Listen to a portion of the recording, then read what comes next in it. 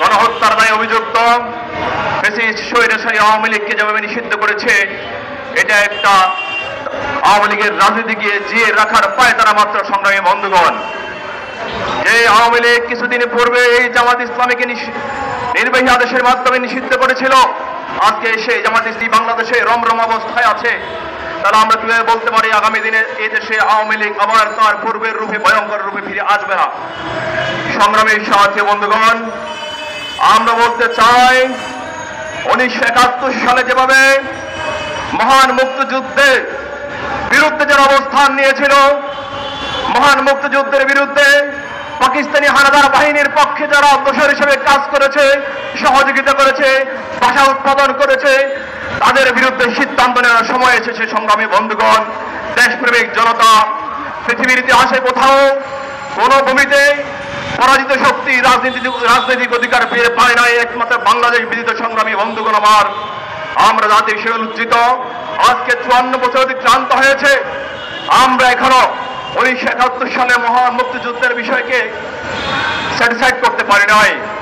যারা মহান মুক্তিযুদ্ধের বিরুদ্ধে অবস্থান নিয়েছিল, যারা গণহত্যাকারীদের সপক্ষে অবস্থান নিয়েছিল, যারা আমার 2 লক্ষ মা বোনের ইজ্জত সংগ্রাম হরণ করেছে, তাদেরকে সমর্থন দিয়েছিল, আজকে তাদের রাজনীতি এদেশের সম্মুখ সারিতে দেশমান সংগ্রামী সাথী বন্ধুগণ, এর চেয়ে লজ্জার, এর চেয়ে ধিক্কারের আর কি হতে পারে জাতি হিসেবে আমাদের? আমরা বলতে চাই জামাতে ইসলামী সহ যেই সকল শক্তি 1971 সালে মহান মুক্তিযুদ্ধের বিরুদ্ধে প্রকাশ্য অবস্থান নিয়েছিল, প্রত্যেকটা রাজনৈতিক দল তাদের রাজনীতি করতে হলে তাদের নাম পরিবর্তন করতে হবে, আদালতে বিচারিক প্রক্রিয়ার মাধ্যমে তাদের বিরুদ্ধে সিদ্ধান্ত দিতে হবে।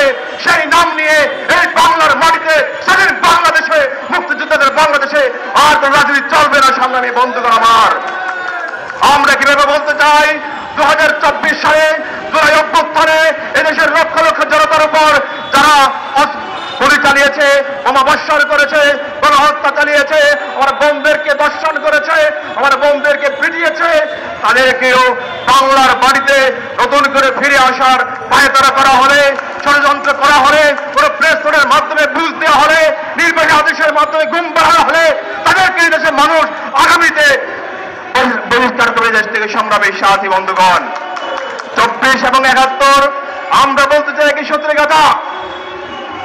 1971 যারা মহান মুক্তিযুদ্ধের বিরোধিতা করেছিল, আর 24 যারা গণহত্যা চালিয়েছে, তাদের চরিত্র এক। এই গণহত্যাকারী চরিত্র এদেশের রাজনীতি করার অধিকার রাখে না। আমরা বলি আমাদের রাজনীতি ক্ষমতার জন্য নয়, জনতার জন্য। আর সেই জনতার বুকে গুলি চালিয়েছেন আপনারা। 1971 সালে পাকিস্তানি বাহিনীর পক্ষ হয়ে, আর 24 স্বৈরাচার ফ্যাসিস্ট আওয়ামী লীগ এদেশের মানুষের বুকে গুলি চালিয়েছে, 1400 মানুষকে শহীদ করেছে।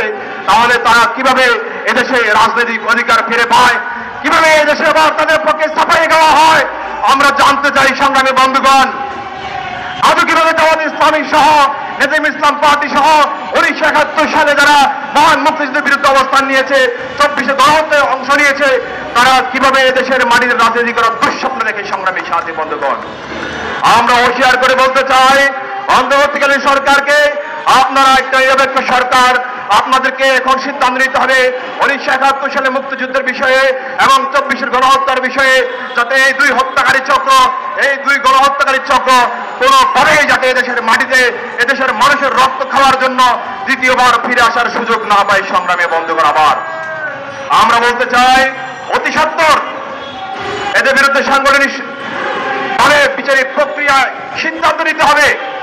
যদি কোনো ব্যক্তি অপরাধ করে থাকে, তাহলে সেই ব্যক্তির বিচার হয় আদালতের মাধ্যমে। আমরা জানি